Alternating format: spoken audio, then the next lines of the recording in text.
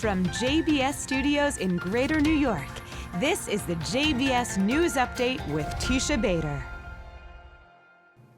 I'm Teisha Bader with the JBS News Update for Thursday, May the 30th, 2019.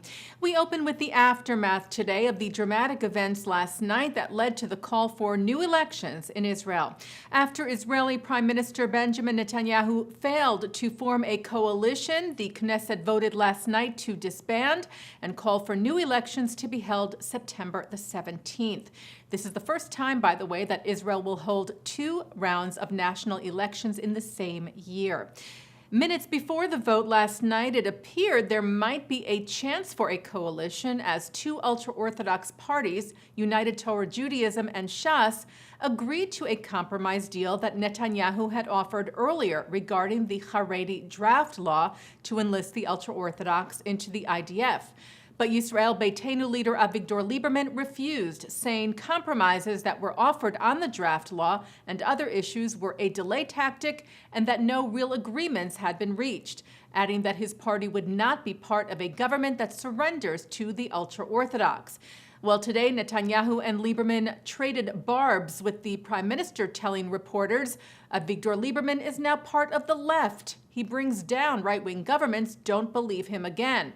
Lieberman hit back, saying he was not the leftist and that it was Netanyahu, for example, who voted for the disengagement from Gaza. Later today, when Netanyahu met with the American delegation who arrived in Jerusalem last night, he referred to the Knesset dispersal and call for new elections as a little event that won't stop us. He said after meeting with White House senior advisor Jared Kushner, U.S. Special Representative for International Negotiations Jason Greenblatt, and Special Envoy to Iran Brian Hook, we had a great, productive meeting which reaffirms that the alliance between the USA and Israel has never been stronger, and it's going to get even stronger.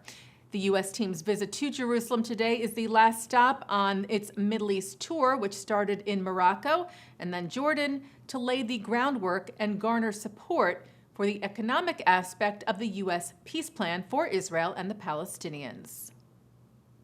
Israel police arrested an 18-year-old Palestinian man today who tried to smuggle 2 pipe bombs into an Israeli military court in the West Bank today.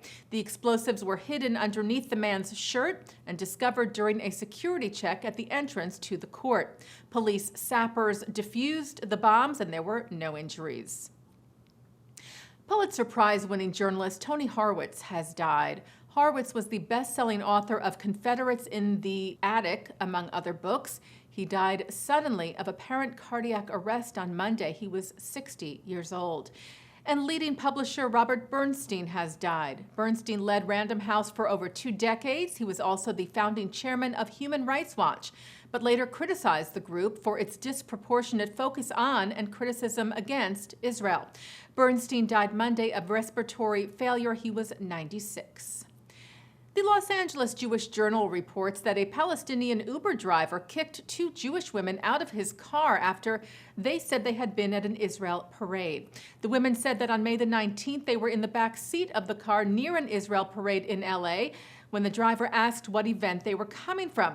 They said they were reluctant to answer at first, but then noticed the driver was not moving the car yet, and they said an Israeli Independence Day event. He then laughed and looked enraged, telling them, "You need to get out of my car, I'm Palestinian." The women said they felt threatened and complained to Uber, receiving an automatic response of apology. But they said they were disappointed that they were not contacted personally.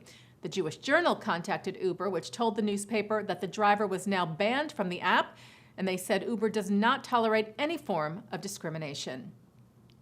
El Al announced yesterday that it will begin operating flights from Tel Aviv to Tokyo 3 times a week beginning next March. These will be the first direct scheduled flights between Israel and Japan.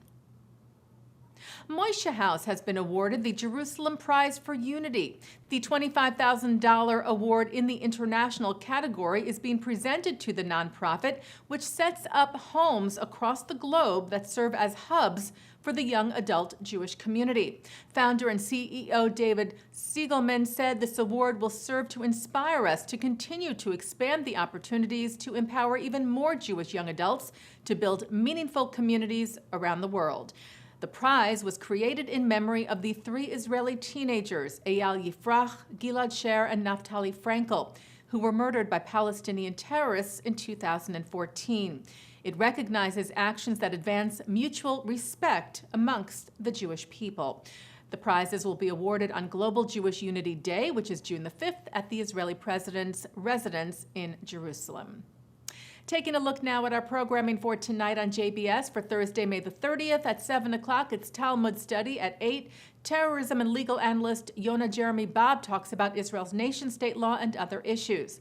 And coming up right after that, Mark Golub leads a discussion of the implications from the dissolution of the Israeli Knesset and a call for new national elections with Thane Rosenbaum, Laura Adkins, and Heather Robinson. At 10, Harvard Law Professor Emeritus Alan Dershowitz sits down with JNF CEO Russell Robinson to share his perspective on the challenges and importance of making the case for Israel in 2019. And coming up right after this newscast tonight, it's the ILTV program, The Jewish World. And that's the JBS News Update for Thursday, May the 30th, 2019. I'm Teisha Bader.